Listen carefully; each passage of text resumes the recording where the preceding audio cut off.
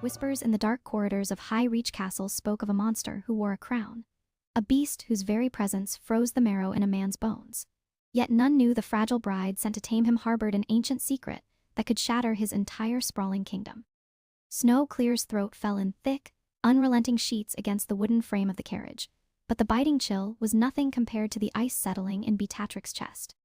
For 3 days she had traveled north, away from the temperate, sunlit lands of her childhood toward the jagged peaks of the Winterclaw territory. She was a lamb being Clear's throat delivered to the slaughter, a political pawn wrapped in heavy velvets and furs.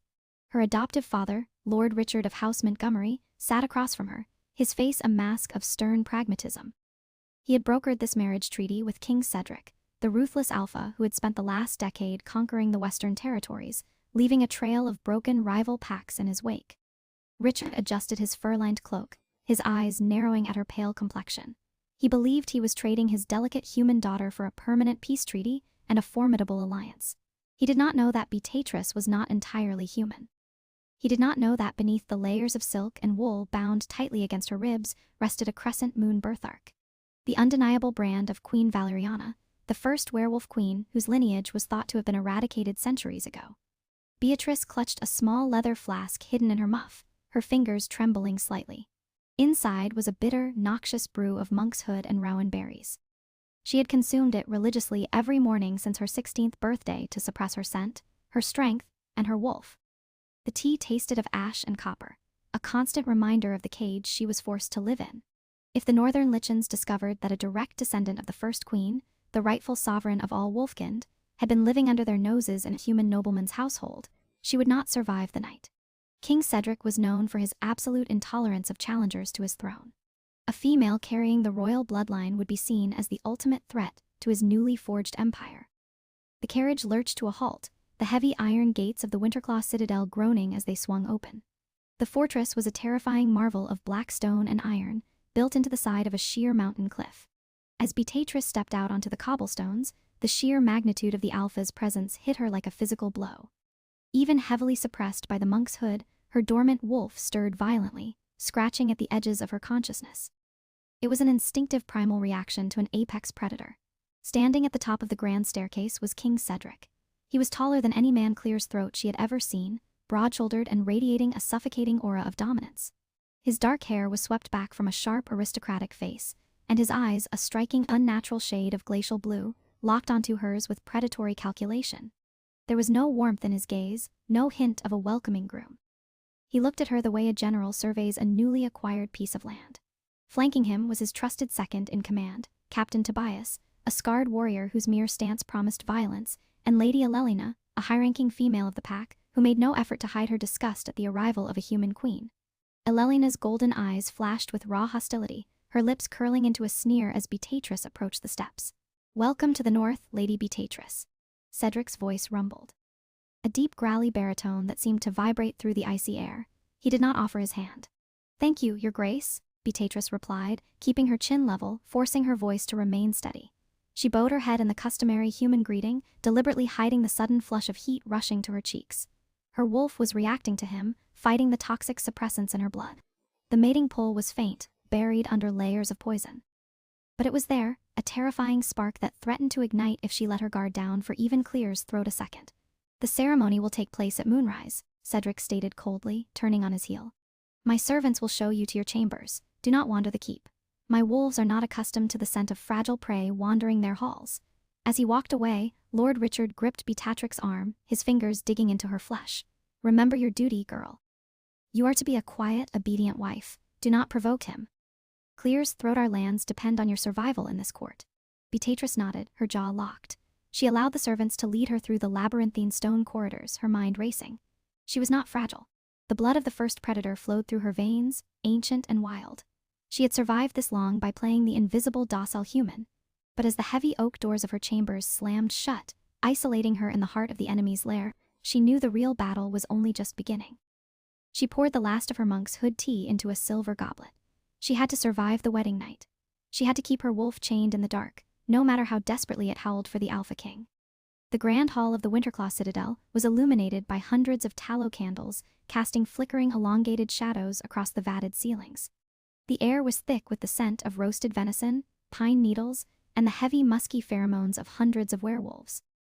Beatrice stood at the altar of the old gods, dressed in a gown of midnight blue velvet, heavy silver embroidery weighing down the hem. Her heart hammered against her ribs like a trapped bird. King Cedric stood beside her, clad in dark ceremonial armor, looking every bit the ruthless warlord the legends claimed. The high priest of the pack, a blind elder whose skin was painted with runic tattoos, stepped forward. Unlike human weddings, there were no vows of love or cherished devotion. This was a claiming, a transfer of power and alliance sealed by ancient rites. The elder produced a braided cord of pure silver. Beatrix's breath hitched. Silver was toxic to her kind. While a human would feel nothing but cold metal, a werewolf would suffer agonizing burns upon prolonged contact. She had not anticipated this. As the elder wrapped the cord tightly around their joined wrists, Beatrice bit the inside of her cheek until she tasted the familiar metallic tang of her own blood. The silver seared her skin beneath her lace cuffs, a localized fire that threatened to break her concentration. She forced her expression to remain entirely placid, mirroring the cold indifference of the king beside Clear's throat her. Cedric, however, frowned slightly. He glanced down at their bound hands, his glacial blue eyes narrowing. His heightened senses could likely smell the faint trace of burning flesh, though the heavy incense burning at the altar masked the worst of it. He looked at Beatrice, searching her face for a sign of pain, but she offered him none. She stared blankly at the high priest, holding her breath, pushing the agony deep down into the vault of her suppressed wolf. When the cord was finally removed, Beatrice discreetly slipped her hand into the folds of her skirt, letting the cool fabric soothe the blistering red marks on her wrist. The ceremony concluded with a deafening howl from the assembled pack, a sound that shook the very foundations of the citadel. Beatrice shuddered, not from fear, but from the desperate instinctive urge to tilt her head back and answer their call. The feast that followed was a chaotic display of primal indulgence. Beatrice sat at the high table next to Cedric, her plate of food untouched. She drank only water, terrified that the northern wines might interact poorly with the monk's hood in her system. Lady Eleanor lounged a few seats down, her eyes tracking Beatrix's every movement with predatory amusement. The human queen eats like a sparrow. Elelina mocked loudly, drawing the attention of several nearby warlords. Tell me, Lady Beatrice, do you plan to survive the winter on breadcrumbs, or will the king have to assign a wet nurse to keep you alive? Laughter rippled through the hall. Lord Richard, seated further down, stiffened. But Beatrice raised a hand, her poise unbroken. I find that those who gorge themselves callously are often the first to grow slow and heavy. Lady Elelina, I prefer to keep my wits sharp. Elelina's eyes flashed with a dangerous amber light, her canines subtly elongating. Before she could retort, the heavy oak doors at the end of the hall burst open. A sudden chilling gust of wind swept through the room, extinguishing half the candles. The atmosphere instantly shifted from raucous celebration to lethal tension. Out of the shadows stepped 4 men cloaked Clear's throat in gray, their faces hidden behind iron masks. The scent of rogue wolves, feral, unwashed, and reeking of bloodlust flooded the hall. Assassins. Captain Tobias roared, drawing his broadsword as the pack erupted into chaos. The intruders moved with terrifying unnatural speed, bypassing the scrambling guards. They had one target. The lead assassin leaped onto the high table, shattering trenches and goblets. A serrated silver dagger aimed directly at King Cedric's throat. Cedric was fast, his own claws extending as he moved to intercept the strike. But another assassin flanked him, throwing a heavy weighted net infused with wolf's bane over the alpha. Cedric roared, temporarily blinded and burning from the toxic fibers. The first assassin lunged again. Beatrice didn't think. The years of human conditioning shattered in a fraction of a second. Her reflexes, suppressed but never extinguished, flared to life. She grabbed a heavy silver carving knife from the roasted boar on the table and threw herself in front of the king. With blinding speed, she parried the assassin's downward strike. The force of the blow should have shattered a human woman's arm, but Beatrice held firm, her muscles hardening with supernatural density. She twisted her wrist, disarming the rogue, and drove her silver knife upward, burying it deep beneath the assassin's ribs. The rogue gasped, choking on his own blood, and collapsed backward off the table. Silence slammed into the immediate vicinity of the high table. The remaining assassins were quickly torn apart by Tobias and the royal guards. But Cedric had torn the net away, his chest heaving, his blue eyes locked entirely on his new bride. Beatrice stood over the dead rogue, breathing heavily. The bloody silver knife, still gripped in her hand. A shallow cut on her forearm, sustained during the parry, was already knitting itself back together beneath the torn silk of her sleeve. She quickly clamped her other hand over the wound, panic finally piercing through her adrenaline. Cedric stepped forward, ignoring the chaos still echoing in the lower hall. He towered over her, his chest rumbling with a low, dangerous growl. He reached out, his large, calloused hand gripping her wrist, the same wrist branded with the blistering burns from the ceremony's silver cord. "No human," Cedric whispered, his voice deadly quiet. "Moves like that. And no human survives a strike from a feral lichen without broken bones." He pulled her hand away from her arm, revealing the fabric stained with blood, but the skin beneath was completely, flawlessly healed. The scent of her blood, now exposed to the air, was sweet, intoxicating, and laced with the undeniable power of an ancient bloodline. The monk's hood could no longer hide her truth. The cold Alpha King stared down at his trembling bride, the realization dawning in his glacial eyes that the woman he had bound himself to was not a pawn, but a predator of royal descent. Silence hung in the royal chambers, heavy and suffocating. King Cedric dragged Beatrice through the heavy oak doors, his grip on her wrist like a vice of solid iron. He did not throw her. Despite his towering fury, his movements were precise, terrifyingly controlled. The heavy tapestries that adorned the walls, depicting ancient battles that mirrored the real-world brutality of the War of the Roses and the bloody conflicts of the House of Lancaster, seemed to watch them as the doors slammed shut, sealing them inside. Cedric backed her against the cold stone of the fireplace, his glacial blue eyes blazing with an unreadable mixture of betrayal, fury, and an undeniable predatory fascination. The scent in the room was changing with her adrenaline spiking and the physical trauma she had endured. The toxic monk's hood in her system was finally breaking down. The bitter ash-like odor that had masked her true nature for years was burning away, replaced by the intoxicating, overwhelming fragrance of night-blooming jasmine, ozone, and wild rain. It was the scent of an alpha, but deeper, older, something that bypassed Cedric's rational mind and struck directly at his ancestral instincts. "What are you?" Cedric demanded, his voice a dangerous vibrating rumble that rattled the crystal goblets on the nearby table. He cornered her, placing a massive hand on the stone wall on either side of her head, trapping her. Clear's throat, "A human does not heal from a silver blade in seconds. A human does not possess the speed to disarm a feral rogue. And a human certainly does not carry a scent that makes my inner wolf want to both bare its throat and claim her in the same breath." Beatrix's chest heaved. The suppression was failing rapidly. She could feel the dormant beast within her stretching, clawing its way to the surface after a decade of dark confinement. Her bones ached with the desperate need to shift, to let the moonlight wash over her true form. She looked up into Cedric's eyes, refusing to cower. If she was to die tonight, she would die as a queen, not a terrified pawn of House Montgomery. "I am the weapon my father didn't know he possessed," Beatrice replied, her voice dropping an octave, layered with a faint, guttural resonance that made Cedric's pupils dilate. "Lord Richard believed he was trading a bastard human daughter for your mercy. He found me as an infant near the borders of the old Tudor estates wrapped in a blanket soaked in werewolf blood. He didn't know the truth. He only knew I had to be kept quiet." Cedric's gaze dropped to the torn silk of her bodice where the scuffle had ripped the delicate fabric. He noticed the heavy restrictive bindings wrapped tightly around her ribs. Without asking for permission, his sharp claws effortlessly sung through the thick linen, snapping the restrictive bands. Beatrice gasped, instinctively trying to cover herself, but Cedric's large hand caught her wrists, pinning them gently, but immovably to her sides. There, etched perfectly into the pale skin just below her collarbone, was a deep, iridescent birthmark. It was the shape of a waning crescent moon, surrounded by a crown of thorns. Cedric froze. The great terrifying conqueror of the north stopped breathing. He recognized that mark. Every werewolf pup was taught the legends of the First Era before the packs splintered into warring factions akin to the petty kingdoms of medieval Europe. The mark belonged to the lineage of Queen Valeriana, the first werewolf queen, the progenitor of all alpha bloodlines. Her descendants were considered myths, a royal dynasty wiped out centuries ago during the Great Purge. Much like the lost heirs of the Romanovs in human history. To see it in the flesh was to gaze upon a living deity, the blood of the first, Cedric whispered, the fury bleeding out of him, replaced by a profound earth-shattering realization. He slowly released her wrists, taking a step back as if he had just realized he was standing too close to an open flame. "You are the true heir. You are the sovereign of all packs. I am a prisoner who has poisoned herself every day to avoid being slaughtered by warlords like you." Beatrice snapped back, the anger she had swallowed for years finally breaking free. Her eyes flickered, the human brown bleeding into a brilliant, luminous gold. "If your pack discovers what I am, they will tear me apart to prevent me from challenging your rule. Or worse, they will use me as a breeding mare to legitimize their own claims. I saved your life tonight, Cedric. Do not make me regret it." Cedric's jaw clenched. The political implications were staggering. If the Council of Northern Alphas discovered her identity, it would trigger a civil war that would dwarf the historical conflicts of the human kings.